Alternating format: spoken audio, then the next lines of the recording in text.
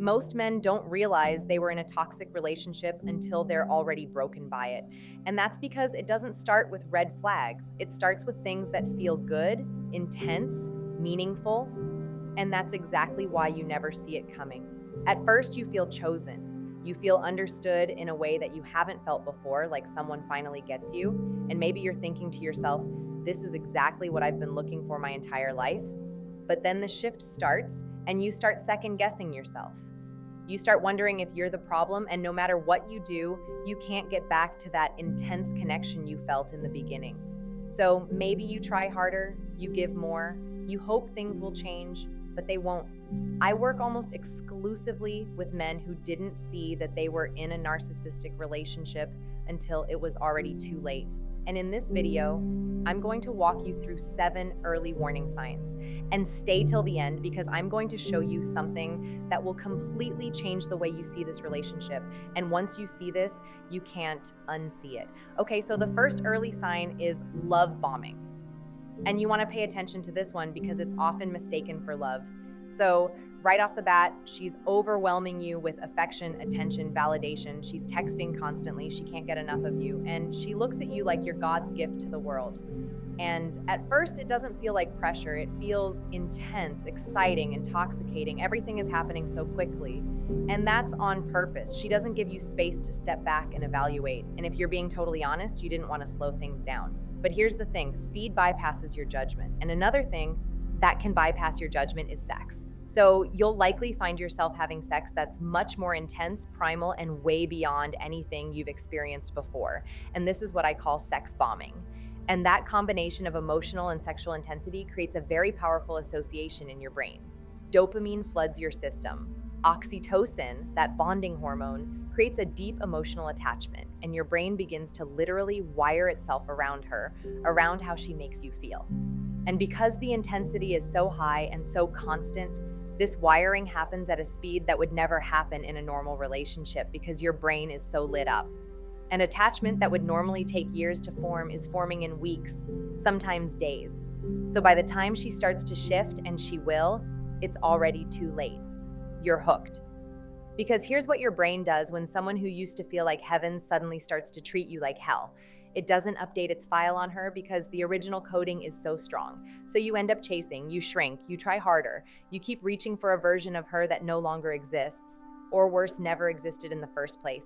Because what she showed you in those early weeks was a carefully constructed experience designed with one specific purpose to make sure that no matter how bad things get, your brain will keep going back to the highlight reel. That's not love. That's a neurological hostage situation. The second early sign is future faking.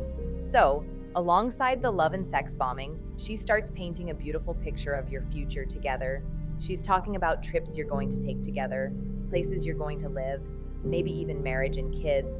And she's saying things like, I just know that you're the one. So, you start planning that future with her at the center of it. But the truth is, those promises were never meant to be kept. That's what future faking is. It's a strategy to get you emotionally invested in a future that doesn't exist. It's just a fantasy fueled by her reflecting your own dreams and desires back to you. And you need to understand this. This isn't unique to you. This is a pattern. It's something she repeats in every relationship to fast track that attachment. So now you're not just attached to her. You're attached to this future, this life, this meaning, this possibility. And once this fake future is locked into place in your brain, you won't just fear losing her. You'll fear losing everything you thought that this relationship was going to give you. So, if the picture she is painting for you is too good to be true, it probably is. The third sign of a narcissistic relationship is she activates your protector instincts very early on. And pay close attention to this one because this is the point of no return for many of you, and it's where her hooks get very deep. So pay attention to how she tells stories. When she talks about her exes, is she always the victim? When she talks about her friends or family, is there always conflict, drama, always someone who mistreated or betrayed her? At first, you'll feel sorry for her. You'll think, wow, she's been through so much.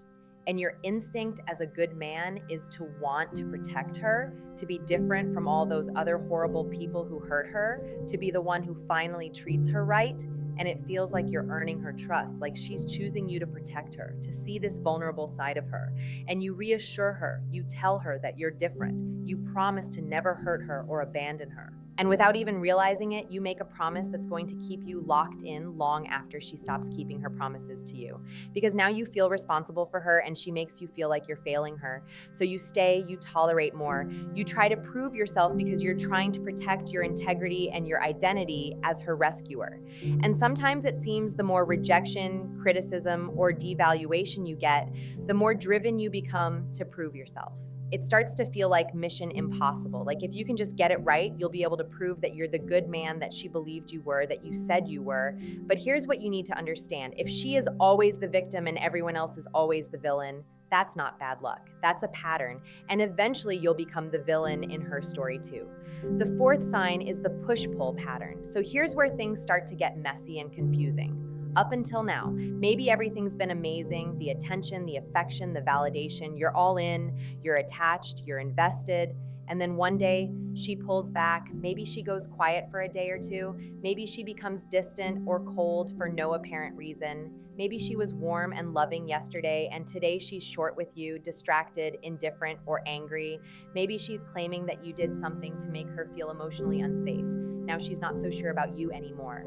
And your immediate reaction is, what did I do wrong? How can I fix this? And that's the point. That's the purpose. Because what just happened isn't random. It's the classic push-pull pattern that's characteristic of toxic relationships.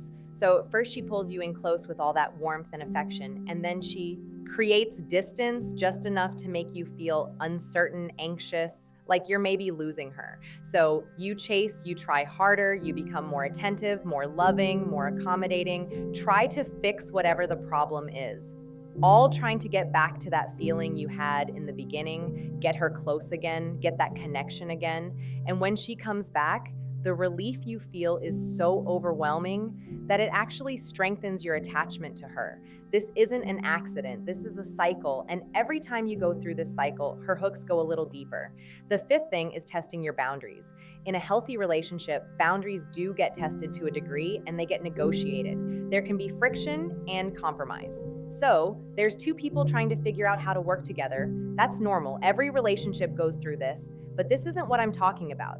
A narcissist tests boundaries in a much more calculated way. So she's not just bumping against your boundaries accidentally, she's probing them deliberately, systematically. She's assessing exactly how much she can get away with before you push back.